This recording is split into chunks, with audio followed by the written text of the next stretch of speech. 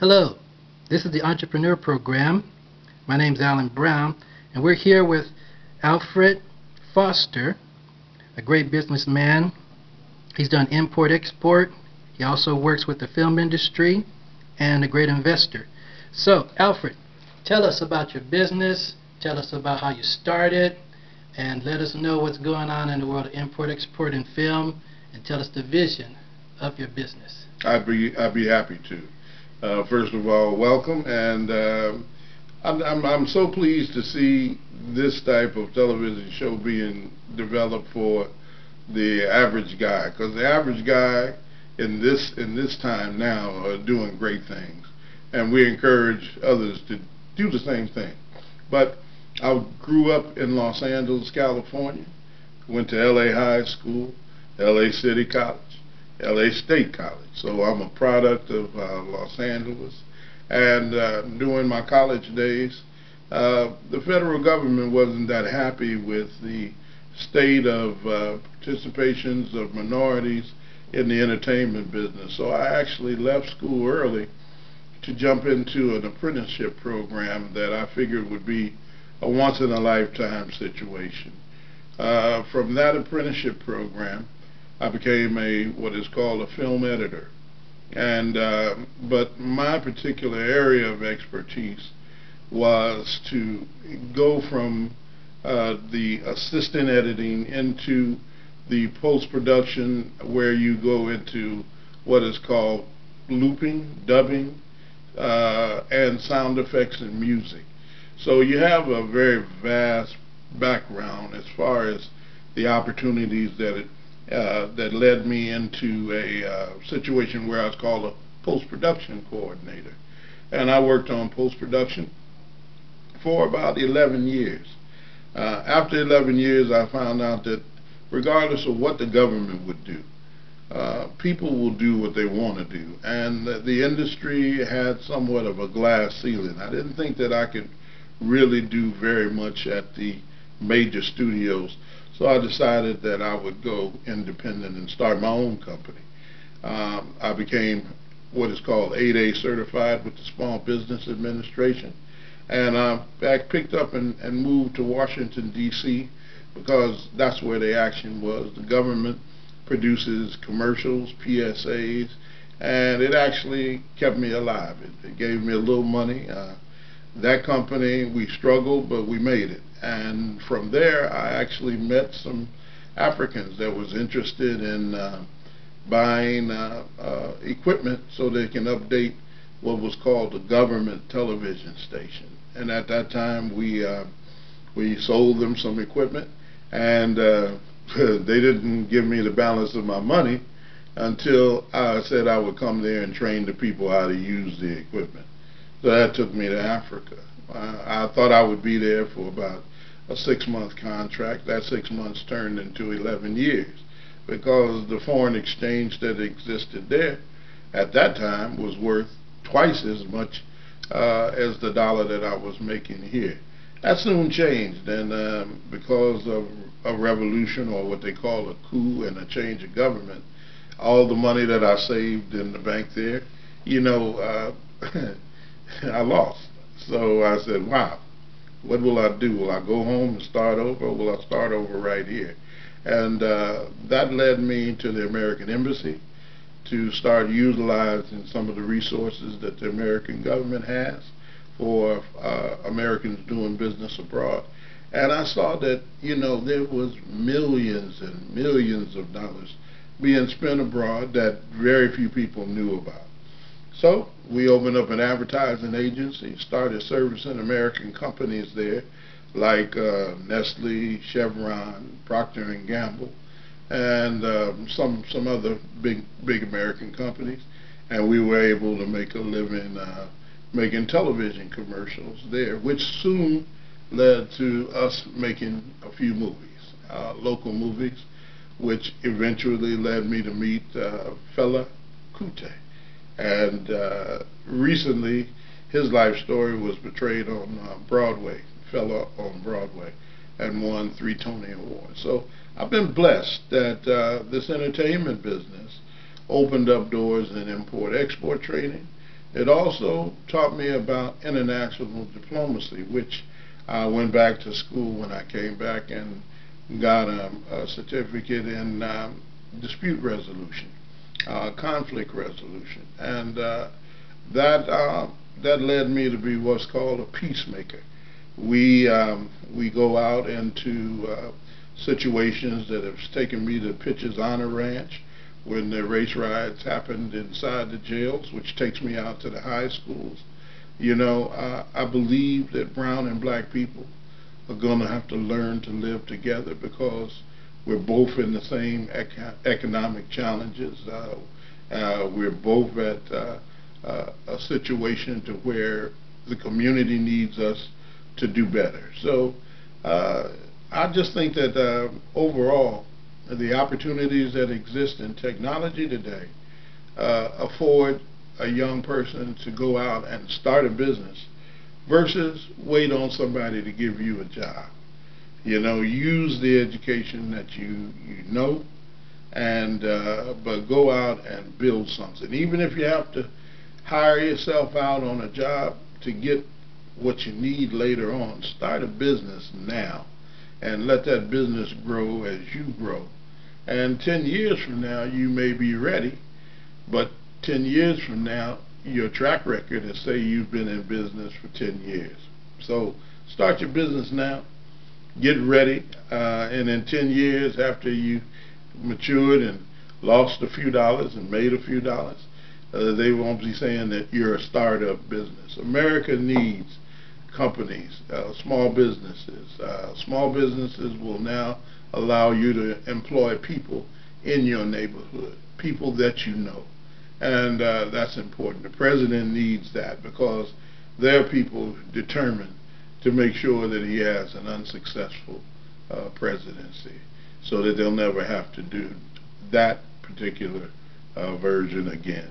But overall, I'm very, very pleased with the opportunities that exist today as far as entrepreneurial.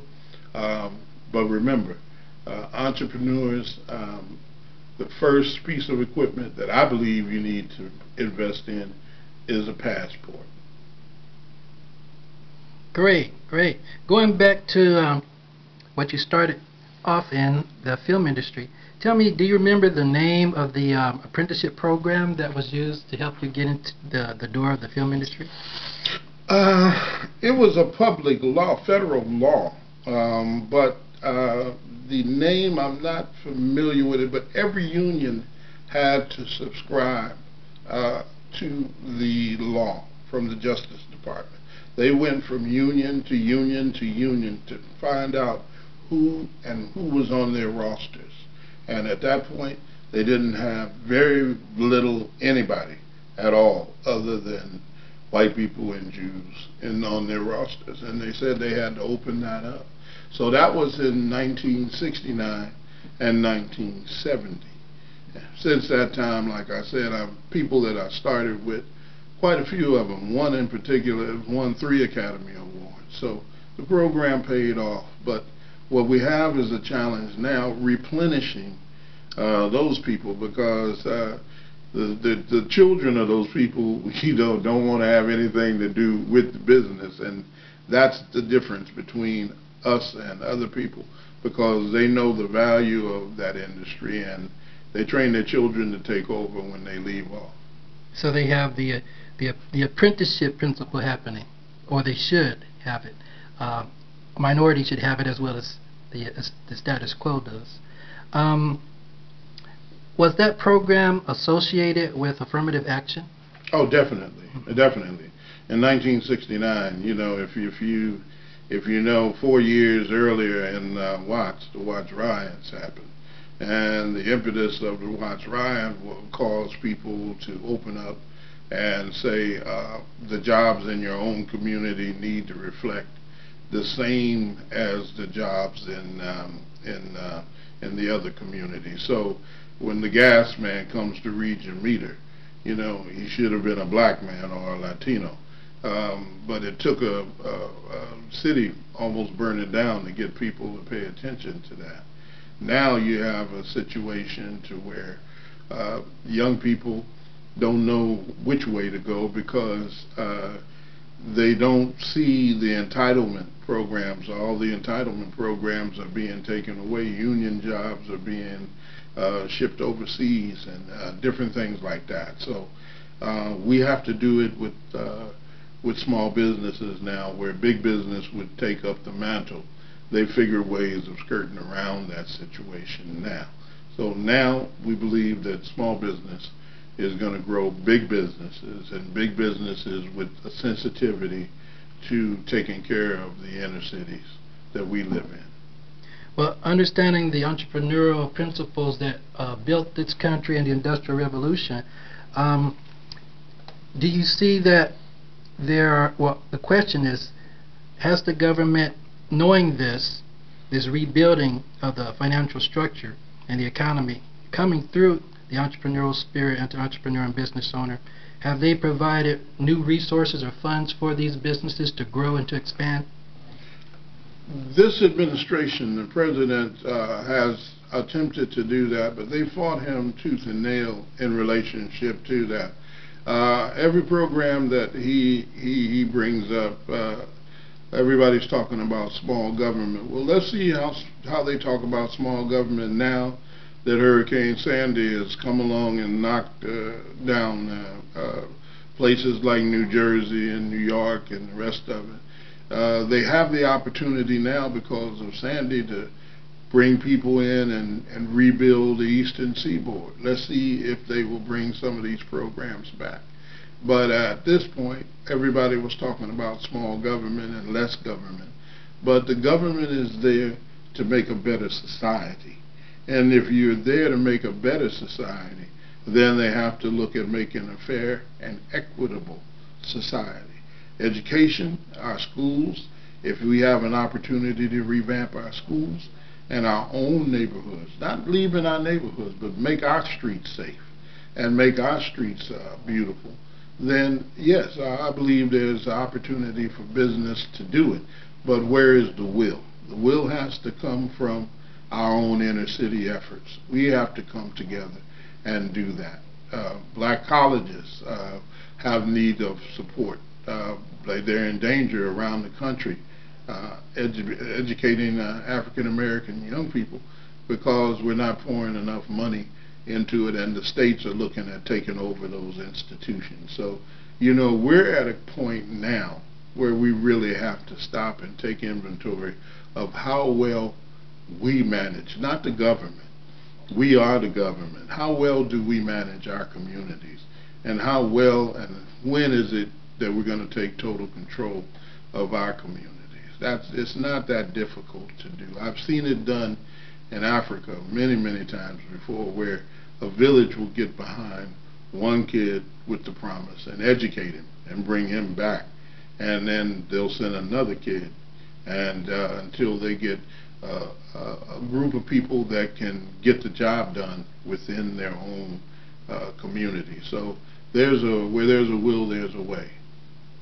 So like Dr. King originally said, education was the key to economic freedom, so it still remains today. Even though we're in a society where this generation, they've been almost handed things, and they have the feeling of they deserve to have these things, and the work ethic, have you noticed it hasn't been the same as it was in generations past? They feel like they have an entitlement instead of having, I work hard, I become successful. Oh yes, because now they see a computer do the math for them. You understand? And it's not their fault. Technology is, if you give somebody something constantly, it doesn't create an incentive for them to do it for themselves.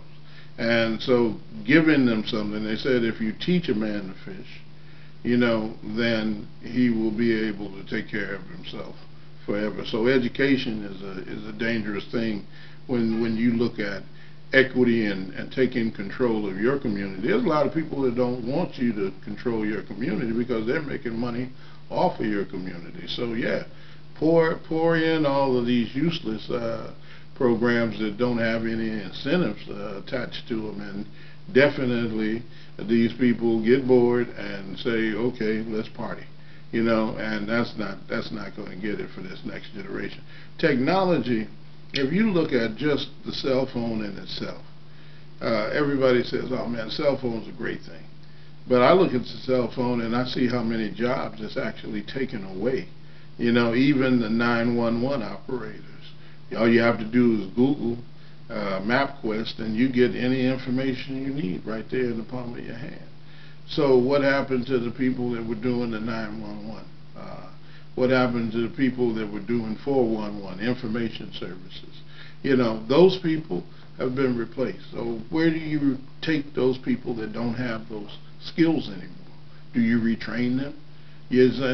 So technology in itself has opened up a void to where some 12 million people aren't trained to do anything. So where do you go with those people? That's the challenge. And the president has some good programs. Honestly, I believe that he is doing the best that he can with what he's been given. But there are some people that are determined that they're not going to see him be successful. So we have to get over that, get around that, come together and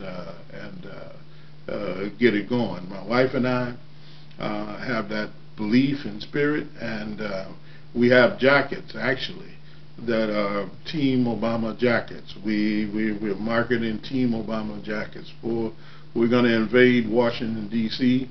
for the inauguration, and everybody's going to be wearing these jackets, and let people know that it's teamwork that makes the dream work. You have to have teamwork. We have to come together, not looking at each other as the enemy, but looking at each other as a family of people that believe all things are possible with God at the center of our community. So that's the other thing. You can't pray in school. You can't do various things. The churches have accepted government money, and so the preachers have to step down and behave themselves when the politicians talk. But the bottom line now is that we need to reappraise how our communities work and how our children are educated. And it doesn't mean that we should look to government for everything. That I agree with. We shouldn't look for government for everything, but government shouldn't be an obstacle to young people receiving a quality education that will help them feed the next generation of young people that come behind. So do you feel, since, back to the technology statement that you made, it's created a void in some areas, but also it's created opportunities in others. So would you say that the focus of the education should be funneled toward more technology in order to fill the gaps to satisfy this new void of jobs that are necessary for the next generation to build this new generation of economic power and economic strength? Do you feel that is where the education should be channeled to, the technology? Oh, without a doubt. Without a doubt. If you see the way that the young people embrace these cell phones and create applications and create beats and create, the creativity level is at the highest point that I've ever seen, where young people out of boredom go in and create beats, and then the next thing you know, they're rich. Overnight. They have what they call stupid money behind figuring out how to do these things. I believe that every junior college should be a technical college versus college getting you ready for another 4 years. By the time you spend 2 years in school, you should be able to go out and get a job doing something that's going to take care of yourself. So the way we look at education, very definitely, I think that the new technology centers should be based in the inner cities, and I think every child going into the 2nd to 3rd grade should learn how to do their homework and classroom work on a computer, the way that they do in Beverly Hills and in Woodland Hills. Make computers accessible to inner city kids at a lot earlier age, and I think that they're going to figure out a way to make their own money. Now, in this economic climate, with the jobless rate still at a high level, do you believe that many in the population are going to turn to entrepreneurship? And if so, what would you tell them how to get started with whatever business they're going to choose in order for them to build a healthy business, to provide for themselves, and become successful? I believe that we don't have any other option. That's the only way that we're going to go. To start a business now, the incentives to start businesses, you don't have to start with a technical business. You have to start knowing what business is, and to take a business course at a JC. Learn accounting. Learn how to count your money. Learn how to make money work for you. Then start looking at, what am I best suited for? Some people are suited for manual labor. Some people are suited for some type of the sciences. But even the manual labor that we do now has a technical base to it. You know, so education in relationship to real time, you know, is what it is that you're going to learn to do. Is it going to be building houses? Well, if you learn how to be a draftsman, you have to learn that on a computer now. Is it going to be a pilot? And then you learn on a computer now. You know, so some of the things that you're asking, you know, it's a technical world, but you still have a situation to where there's a third world population, and the import-export trading and becoming a trader, you know, is something that you have to look at as one of the opportunities that a lot of people don't realize. That fashion design, most of the people around the world, especially people of color, want to look like they're straight out of South Central. They want a pair of blue jeans and a t-shirt and some Nikes. You know, they want to look like they're from America. So the fashion industry is an industry that I would say look to it. The music industry is another industry that I think that we can benefit from. But do we have to go to a big record company to get in there? No. You have to go online. You have to learn how to stream things. You have to learn how to do things but on computers that you would have had to learn how to do in a classroom setting that may have taken you 6 months. I see. Well, this has been a very informative interview. I wanted to ask one last question about the import-export business and technology. In times past, you've had import-export orders are made from another country. You're doing telephone transactions, wires, even traveling back and forth to that country, sending shipments through the shipping lines. Now, opposed to that, how do you compare that to this new, back to technology again?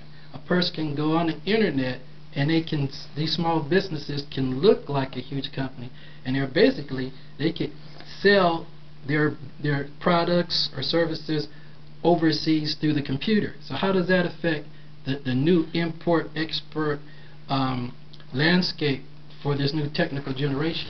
It'll get you in the door, but the bottom line is that import-export trading is not everybody on that side that has a computer. Okay, so when everybody around the world has that theory about a computer, yeah, that process will work. But third world countries, you know, when they order a container of rice, you know, somebody has written a letter or gotten on the computer to send you that, it's still getting shipped in a container. It's still going on a boat. It still has to have customs clearances.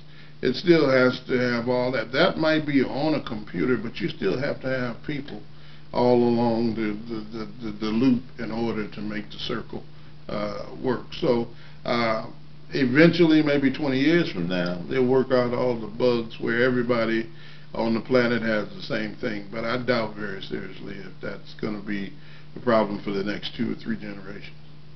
Well, thank you, Alfred, for being our guest today. Do you have any parting words for the entrepreneurs and business enthusiasts? Oh yeah, definitely. Believe in yourself, never doubt, put God in your life, and it'll happen. Thank you. And this has been The Entrepreneur.